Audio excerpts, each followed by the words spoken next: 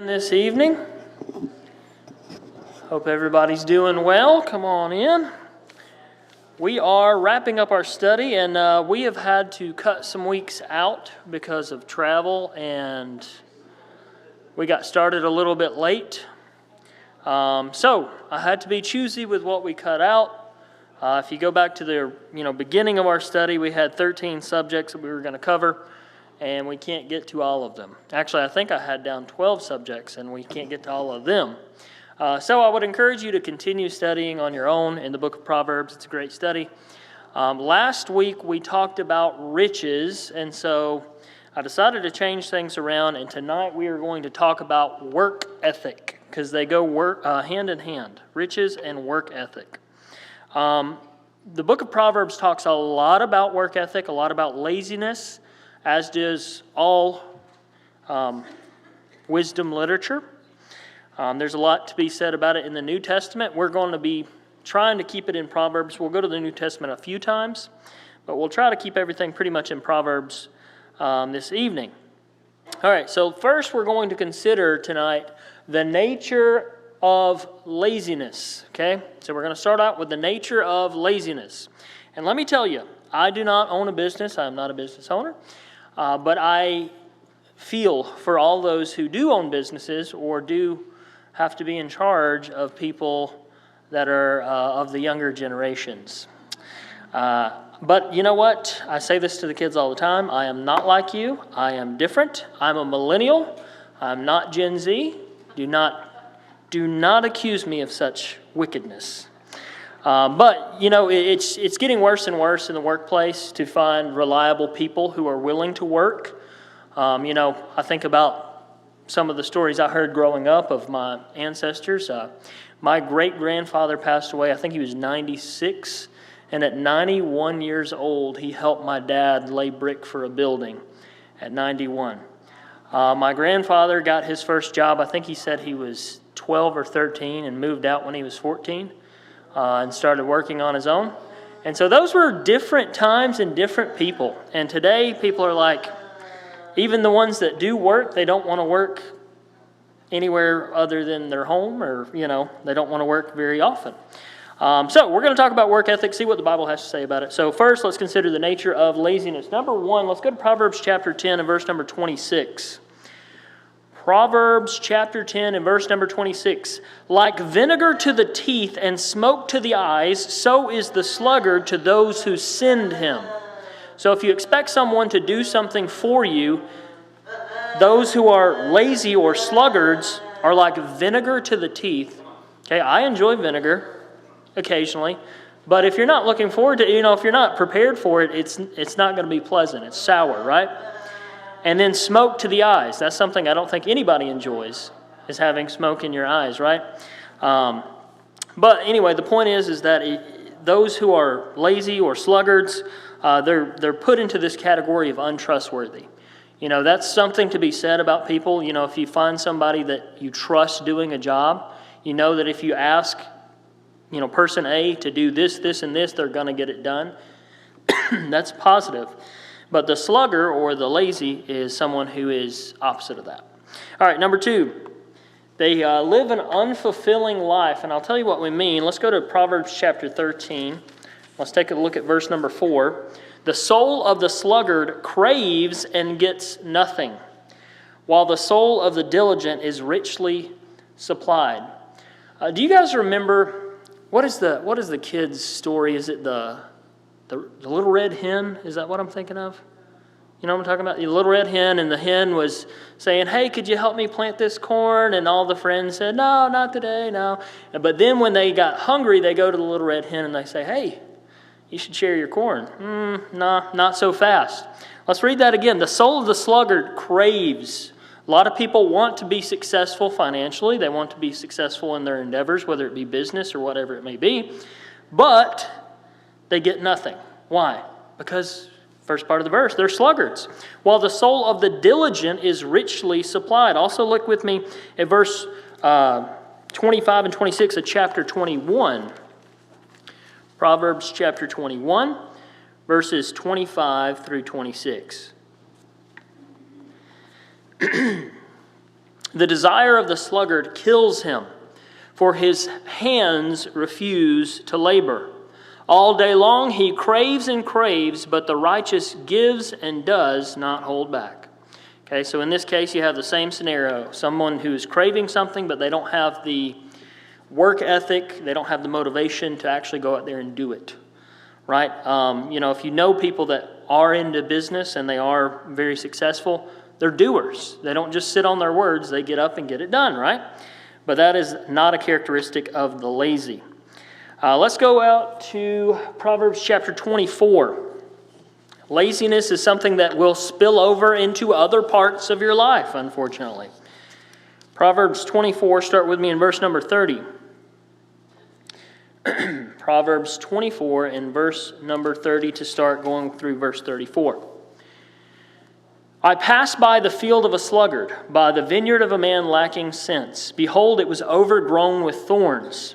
The ground was covered with nettles, and its stone wall was broken down.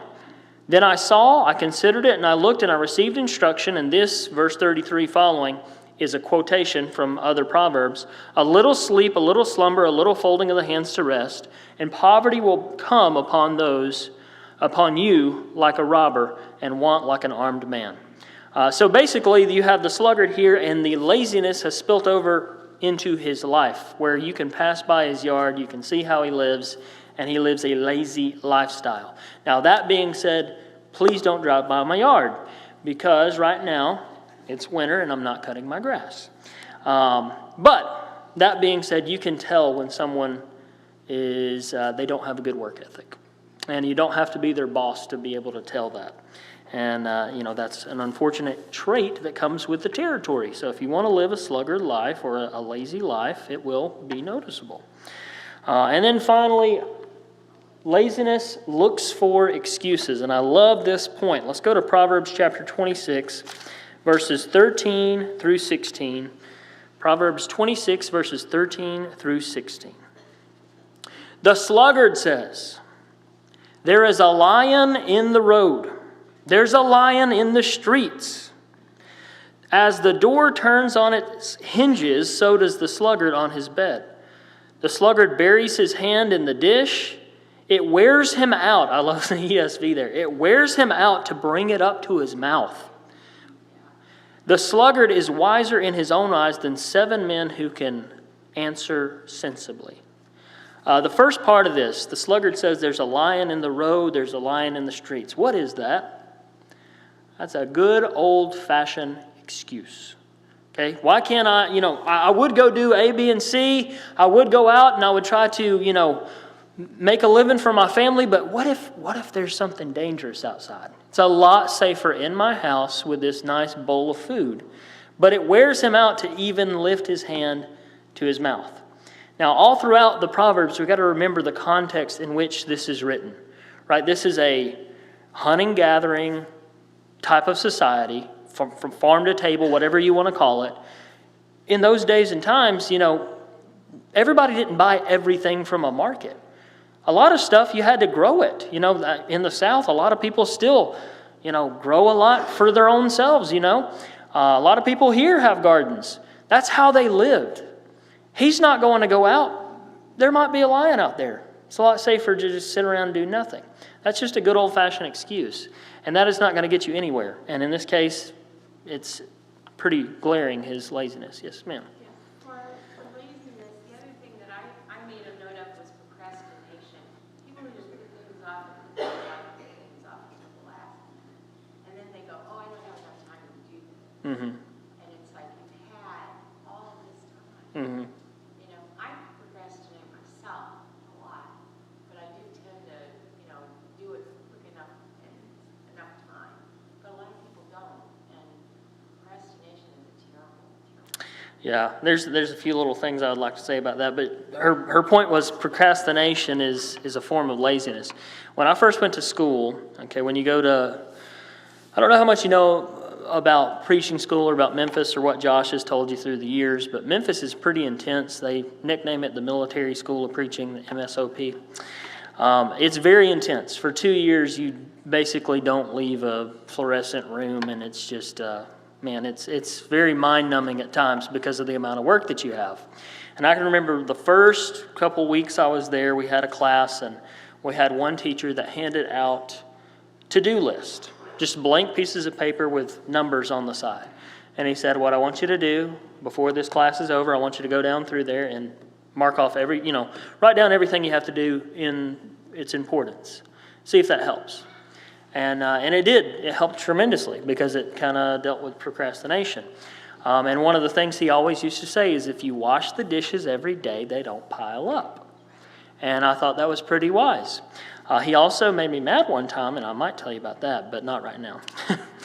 No, I actually, I went up to him, and I wasn't trying to be teacher's pet in the slightest, but the next day I came up to him and I said, hey, I did that to-do list, and it helped me get things done a lot faster. I really appreciate it. And I just kind of tapped him on the shoulder. He was sitting in a chair, and he looked over at me, and he goes, well, I'd appreciate it if you'd go iron your shirt. You look terrible.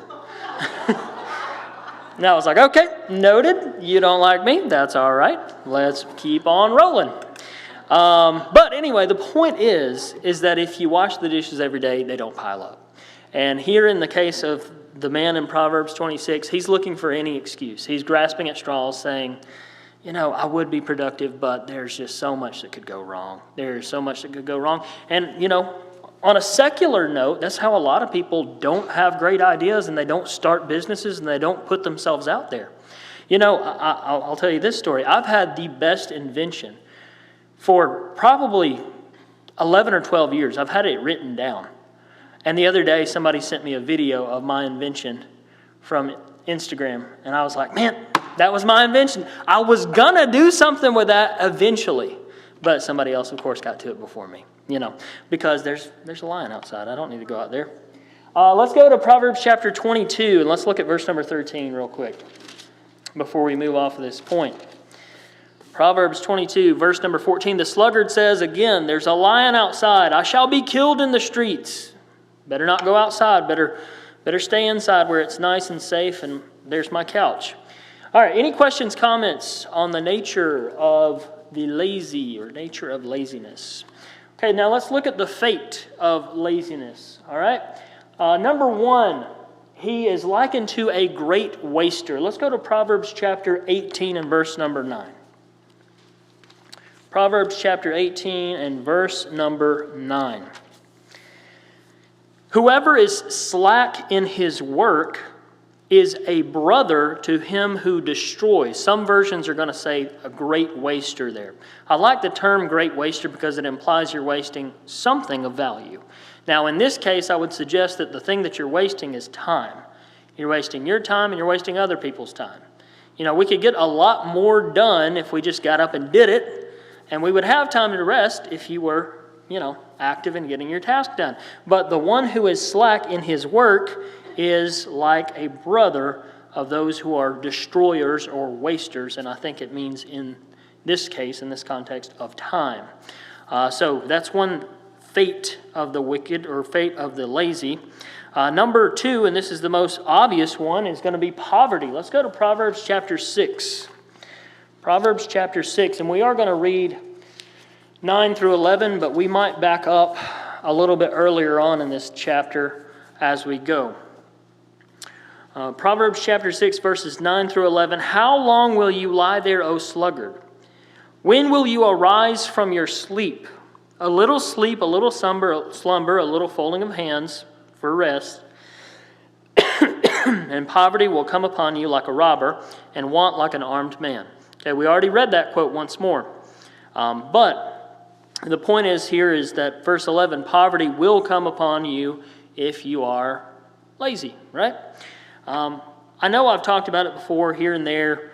I don't really get much into it, but my other job that I do on the side is insurance adjusting. Okay, the basics of how it works is when a building is damaged, I go in there, I take measurements, I take pictures, I go back home to my computer, I build a sketch of the building that I was in, and then I cut the person a check on behalf of the insurance company, right? So catastrophe, I do something called daily claims. It's localized, so I don't have to leave and go out of state. But catastrophe insurance adjusting at one point in time was the third highest paying job in the country. And it doesn't matter what kind of field it is. It was the third highest paying job in the country. Now, here's why. For each claim that you do, you make a percentage, okay? So, for some people, it was a very, very high-paying job. For other people, they could barely make ends meet. You know why? They didn't have work ethic. I know some guys that do catastrophe, they're working on the coast. That's where the catastrophe happens, A lot of times it's coastal based. So, they're working in Florida or South Carolina. They're away from their families. And instead of just grinding and getting work done, they sit there at their hotel or they sit there at their RV and they piddle around and, it's kind of cold today. It's too hot today. And I know some guys out there that are doing 8, 9 claims a day. And they are making a fortune. And I know some people that are doing 3 a month. Well, in a job like that, in a field like that, the more work you do, the more work you get. And so some guys are over here complaining that they can't make ends meet. And I know other people over here making hundreds of thousands of dollars a year. And it is solely based on work ethic. If you don't have the work ethic, you're not going to make good money in that type of field because it's based on your work ethic. And so when you live a life of being a sluggard, being a lazy, you get what you get. You get what you put into it, right? And that happens in the secular world, and it also happens in our spiritual lives as well. If I don't, invest in my spiritual well-being, if I don't invest in my spiritual knowledge, I'm going to die slowly. Well, that happens in the secular world all the time. And in this case, in Proverbs chapter 6, he's talking about the secular world.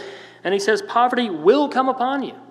And you're just going to be upset your whole life because you're saying, well, I am working. Why can't I make ends meet? Well, maybe you're not working hard enough, and a lot of people are completely satisfied with, if you have a commission-based job, a lot of people are satisfied with the bare minimum just to make ends meet.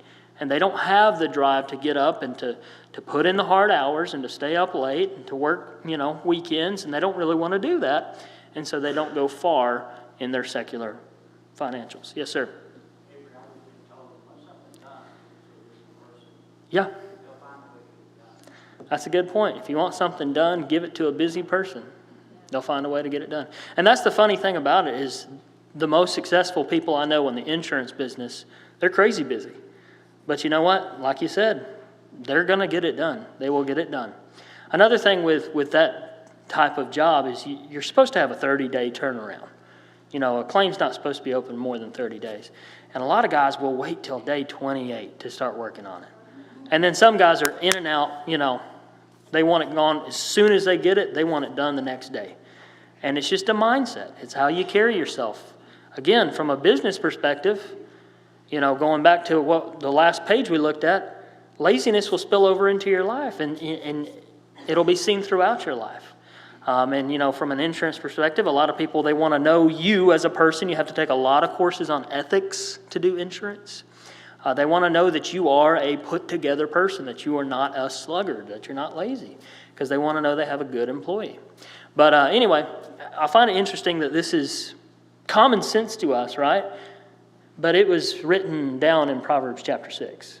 And now we have seminars over it in business about having good work ethic, and it's been here all along, right? Okay, did I miss somebody? I think I heard somebody say something. All right, Proverbs chapter 20. Some people become destroyers or great wasters of time, right? Poverty comes to all who are lazy. A lot of people are very comfortable being a burden on others. Let's look at Proverbs chapter 20. Proverbs chapter 20.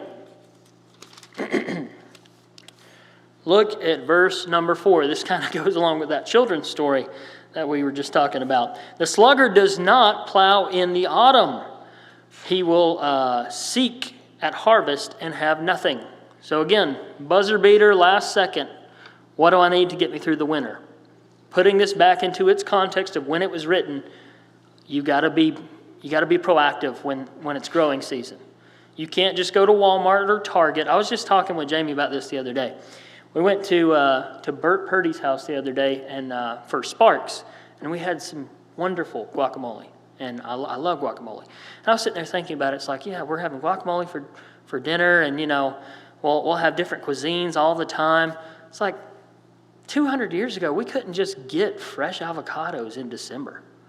That just doesn't happen. I mean, not even 200 years ago, less than that, a lot less than that. We didn't have the awesome things that we have. I can jump on Amazon and order, food from here, or, get on Walmart or Target and make some order for some tropical fruit that's grown in Fiji.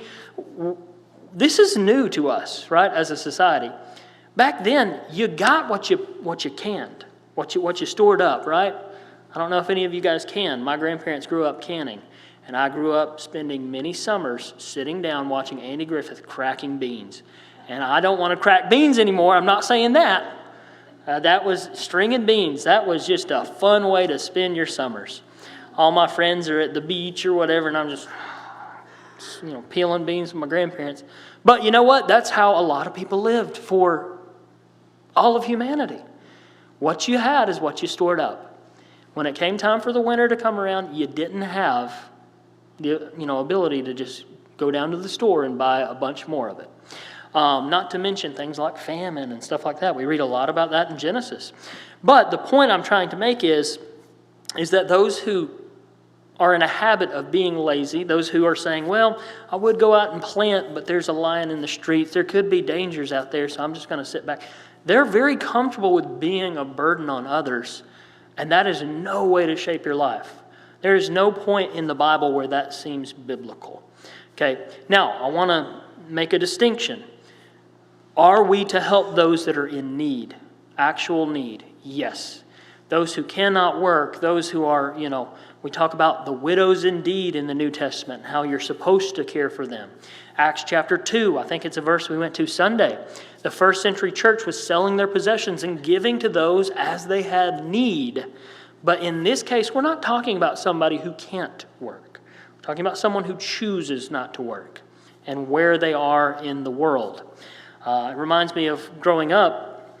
I grew up in Georgia, and we knew this one family we were in a homeschool group with.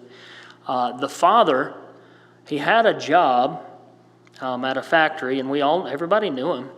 But then after he got off work, he would go down to a truck stop, and he'd put on this big jacket that said, "Jesus saves," and he would just beg for money.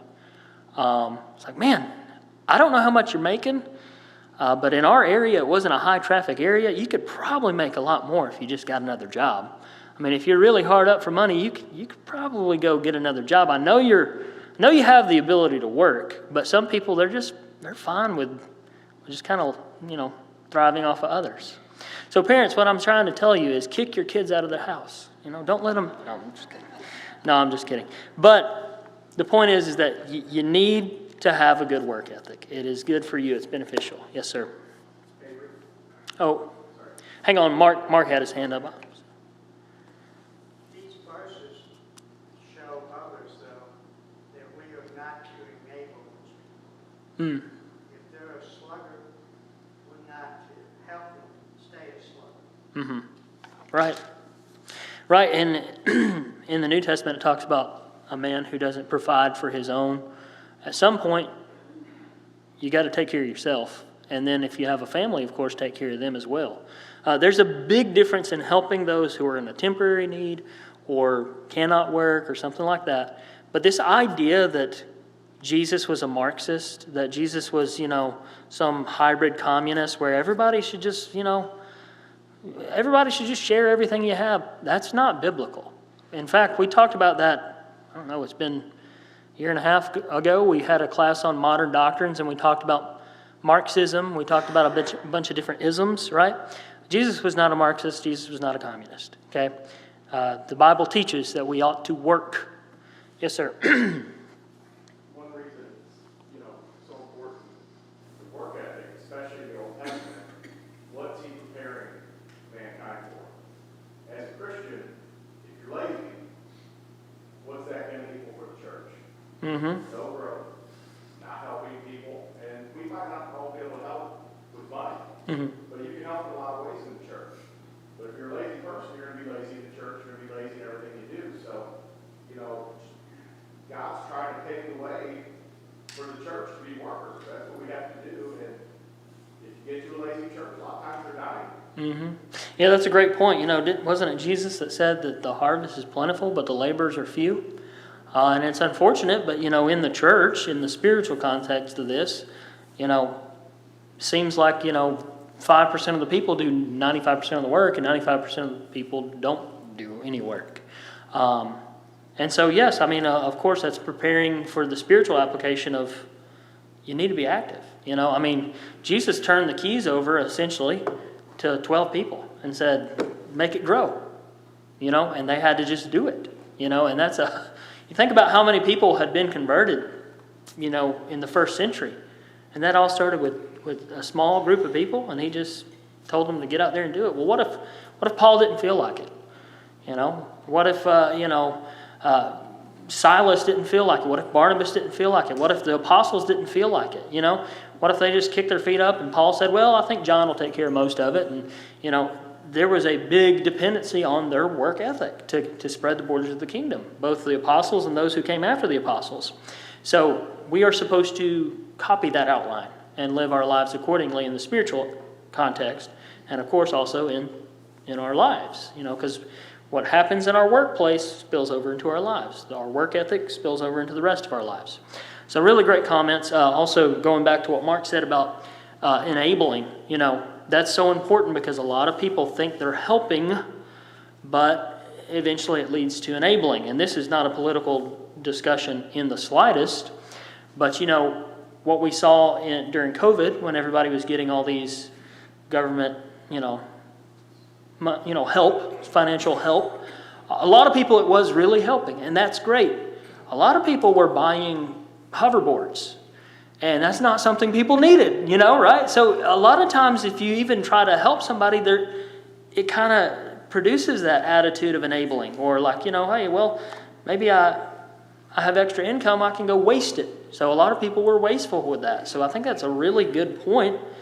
Help those who actually need the help, and some people don't need the help, they need motivation to get out and to not be lazy, right? And not everybody who's going through hard financial times is lazy either. That's not what I'm saying in the slightest. Anything else on that point? Somebody? Oh, yes, ma'am. It's amazing, when we think of our Lord, He knew all. He knew the hearts of men. He knew what they were thinking, and everything. And I still, I've probably said this before, but sometimes I catch myself thinking, Lord, help me to know whether this person is really in need, and not just wanting to get money, and sometimes, you've given money to people that you've seen, but you watch, and if they come around the same area again, what are they doing? How are they saying? And you see them going into places and buying things that I'm frugal, so I don't buy them. I call it cheap. Correction. But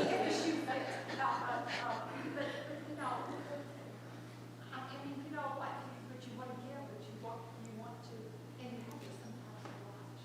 Right. Watch people, but it makes me sad because I think how many of us, we can give, we may not can give everyone greatly, but you want to help. Right. You want to help. And then but I say, it's hard for me.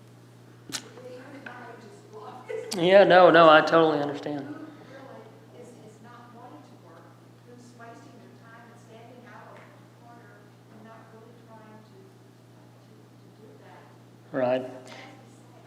So the congregation I worked at before I moved to Arnold, my office was on a street corner, right next to the sidewalk. And it was kind of an old Mayberry town, and they had a little downtown area. I'll get to you just a sec. But I had a glass office door, and they had put a film over it where you can see out, but they can't see in. It's kind of those mirror reflective films. And we would have the same guys. They were on rotation. They would walk by the office, and, they'd knock on the door. Some of them would just flat out open your door and just, hey, I need money. And I'd seen this one guy. I'd helped him several times, and for whatever reason, somebody had thrown out a pair of, reading glasses on the little street there, and they had gotten run over. And I had seen him. I should have picked him up and thrown him away, but I had seen him for a good week and a half. And I watched the guy walk by my glass door. He doesn't know I can see him, and he picks up the reading glasses and turns around and opens my door. Hey, I need $100 because my glasses broke. This man is an older man, and hey, if you want to get education when you're older, that's fine. But his excuse was he was late for his college class, and he needed $100 to fix his glasses. And so, in some cases, you know, but you don't ever want to judge anyone. But in the same scenario, you don't want to enable people as well. So that's why we have such great tools like the blessing bags and things like that, because that's a way to help somebody if they need help with food or warmth or sanitation or everything that we offer in those little bags without giving somebody a wad of money and saying, here you go. But it's very unfortunate when we come across those cases. I know in the mission field, I've come across a lot of those cases where it makes you kind of uncomfortable to even offer financial help to somebody in a third world country. I was in one country once, and I had a translator. He seemed like a very nice guy, and he took me to his house, and his house was just pitiful. I mean, it was made out of cinder blocks, and the roof that his entire family lived under was a tin roof with big old holes in the tin, and he had blue tarp covering the roof to keep the rain out. And man, I just felt sick. I just thought, how in the world do you raise your family here, your wife and kids? And I got back and I was talking to another missionary, and I said, hey, we should try to get this guy some help. And he said, oh, he took you to his house? Yeah, he's trying to get money out of you. He said an elder of the church in some congregation, which I don't remember, had seen the same thing, gave him $10,000 which at the time could have built him a mansion, a literal mansion in the country where this happened. And he said he just wasted it all. He doesn't need the money because he will, like Mark was saying, occasionally, sometimes it'll lead them to be enabled to do that. And so I know it's a tough place, and you just kind of have to be willing to be taken advantage of sometimes, because people will do that. But also tap into some of the other tools that we have. We have the food, we have the blessing bags, we have the coat drive, we have the backpack drive. We try to reach our community, and it doesn't always have to be a wad of cash. Yes, ma'am. What I do instead of handing out cash is I buy gift cards to like McDonald's or Steak and Shake or a fast food restaurant. I usually buy 10 at a time, $5 a piece, and they're in my car. And when I go buy somebody that I know could use one, I hand them one of those, and that way I'm not handing them cash. Yeah. And a lot of times you can immediately tell when people really needed something or not. And again, not suggesting that we judge anybody, but I have come across some people that have just said, oh, I don't want that. Like, well then, I don't know if you really needed anything. I mean, I'm offering you food. I'll always buy anybody a meal. If I can buy you a meal, but it's unfortunate, but that's just the nature of some, but not all, for sure, not all. But getting back to our main point there, those who are truly, down to the core, biblical definition, those who are lazy and live lazy lives, they're fine with that. They're fine with being a burden on others.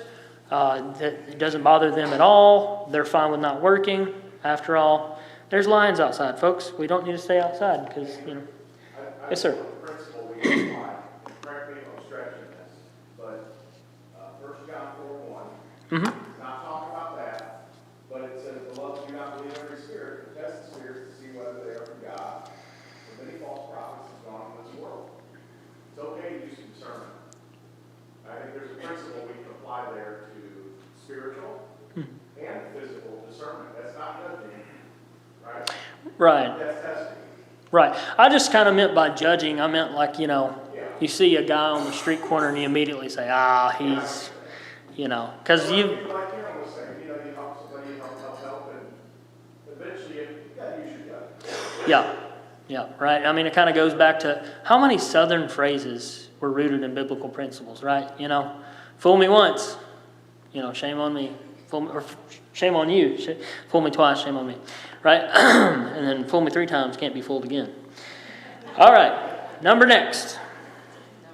Number next. All right, so the fate of laziness, we looked at the nature of laziness and the fate of laziness. Now let's look at the reverse. Let's look at the results of a good work ethic. All right, good work ethic can be seen in nature. I said we'd go back to Proverbs chapter 6. Let's go back to Proverbs chapter 6 and read the first part of what we read. We read 9 through 11, but here we are going to back up a little bit earlier. Proverbs chapter 6, start with me in verse number 6. Go to the ant, O sluggard, consider her ways and be wise. Without having any chief, officer, or ruler, she prepares her bread in summer and gathers her food in harvest. Again, we can see the blueprint of how to live a good, meaningful, happy, productive life, and we can look at something as simple as an ant to prove that point, right? I love how nature is a lot of times pulled into Scripture to prove to prove a point. In Matthew chapter 6, right, he says, consider the lilies of the field, consider the birds of the air. Don't be anxious, because they're not anxious. They don't toil nor spin, but God takes care of them. Well, in the same way, he uses the ant here and says, look, the ant takes care of business while they have the opportunity to take care of business. So you need to follow their lead. So work ethic can be seen in nature. Of course, the most obvious of the points is Proverbs chapter 10, and starting in verse number 4, it leads to monetary success. Proverbs chapter 10, verse 4 and 5. The slack hand causes poverty, but the hand of the diligent makes rich. He who gathers in the summer is a prudent son, but he who sleeps in harvest is a son who brings shame. So, most of the time, and I do use most of the time for a reason, a good work ethic will lead to monetary success. Now, the reason why I said most of the time, okay, what happened to Joseph? Okay, Joseph was sold by his brothers, right? He went to the house of Potiphar. Did he work hard for Potiphar? Yes. Potiphar trusted him with everything. Gave him everything he could want. Said, you're in control of whatever you want. Okay, did it work out for Joseph and Potiphar's? No. So then he goes to Pharaoh, right? He's turned over to Pharaoh in the prison. And then after he gets out of prison, he works and works and works for Pharaoh. Eventually, it led to monetary success. But you know how many years it took? It took a long time. So even if we're not seeing immediate monetary success, and this is one of the big criticisms that we could say about some of the younger generation, is the want for immediate gratification. Like sometimes you got to put in your time. Sometimes you have to work for a long time to start seeing some of that monetary success. But whether I'm seeing it at the end of the week or not, I need to be working hard either way. And we'll get to this point a little bit later, but why? Because I'm working for God, not just myself. I'm not just working for my bank account. Even if I was working for free, I need to be working hard at what I do. I need to be putting in a good, honest day's work, if you will. Yes, ma'am. We have to learn to be satisfied with what we need, Mm-hmm. and not so greedy for what we want. Right. Yeah, we got to separate wants and needs for sure. And Paul even talked about that, right? I've learned how to be content with whatever I'm given.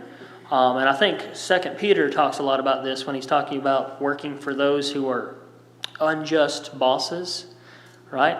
He says, don't just work hard. Don't just be kind to the good bosses, but do it because you're a representative of Christ, right? And the worst thing that could ever be said from a secular perspective, a business perspective, is, oh, I hired a bunch of people that were from the Church of Christ and they just were terrible employees. Like, you wouldn't want that, right?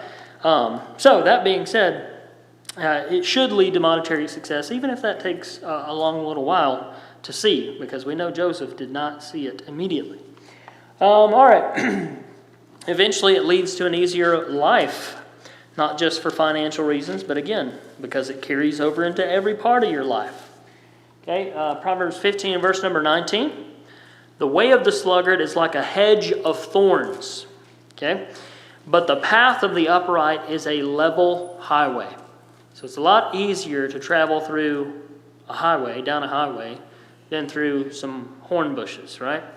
So it makes it easier for you in the end. And then finally, you need to quote, and I put in air quotes, earn your keep. Let's go to 2 Thessalonians chapter 3. 2 Thessalonians chapter 3.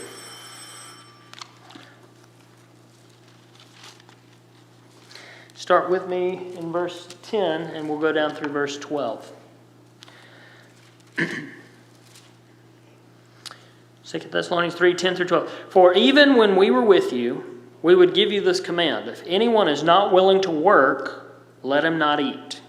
Okay? For we hear that there are some among you who walk in idleness, not busy at work, but busy bodies. Now such persons we command and encourage in the Lord Jesus Christ to do their work quietly and earn their own living. Now, let me give you a little bit of context to the book of 2 Thessalonians. What was the major theme of 1 Thessalonians? You guys remember? Huh? Christ coming back. So, the book of 1 Thessalonians is penned and sent off, and people open it up and they say, oh, Jesus is coming back. I'm not going to pay my bills. I'm not going to work. I'm done. He's going to be back any second.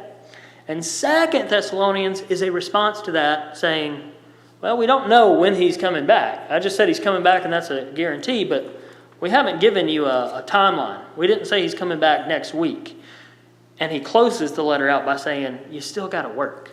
So that's the context of 2 Thessalonians. And I don't want to completely take it out of its context and miss the point here.